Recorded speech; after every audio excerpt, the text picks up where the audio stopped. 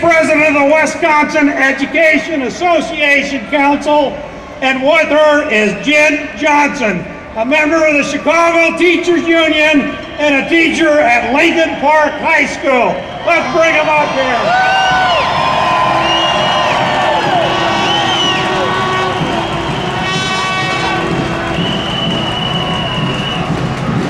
Good afternoon, are we one? Yeah. You know, this kind of looks like Madison in front of me.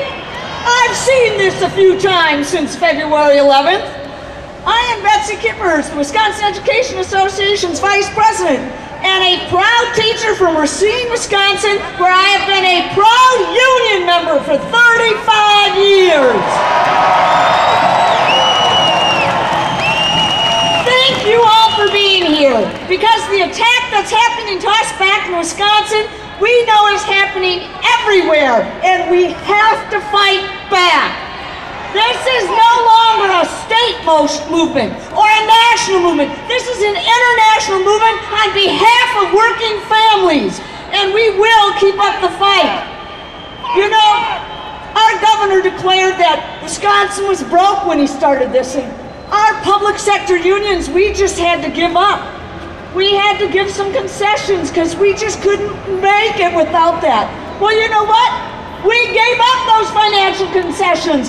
And guess what? The truth came out. It had nothing to do with budgets. It had to do with taking away our collective voice. We will not let that happen.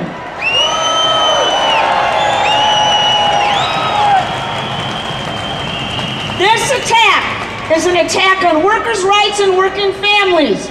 It's taken away our voice. This is nothing more than a political power grab by the upper class and corporations. Let me be clear. We are not only fighting for our ability to unite as a union, but we are also fighting for our fundamental civil rights.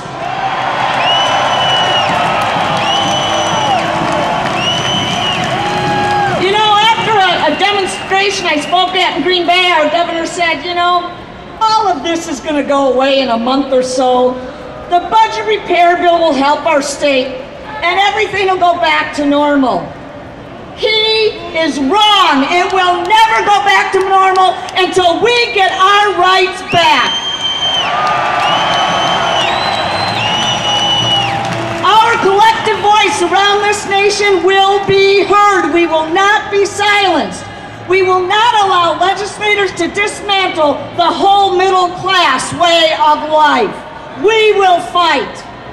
You know, I have never been more energized with the support we've gotten back in Wisconsin from brothers and sisters around the nation and around the world. But you know, I'm even more proud of the fact that in Wisconsin and here in Illinois, union brothers and sisters are standing together. Public sector and private sector, fighting together for the working class of America. And I especially want to give a shout out to our police and firemen who have been with us every day, even though our governor took them out of the bill. They have stood behind us. Thank you, thank you, thank you. Woo!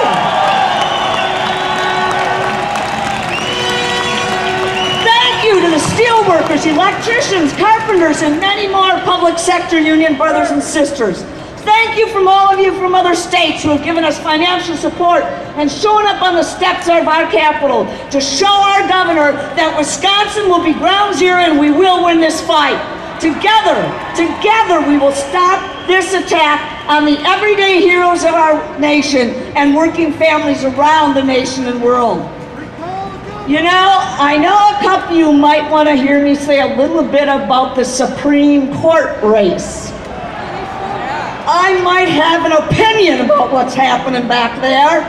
Right now, we're dealing with the reality of nothing but gross incompetence, or maybe even possible criminal activity around those Supreme Court elections. I find it hard to believe that for more than 24 hours, one of the largest cities in county, Brookfield, that they could not find 14,000 votes, and that swings in elections. That's wrong, and we will fight to the highest levels to get that corrected.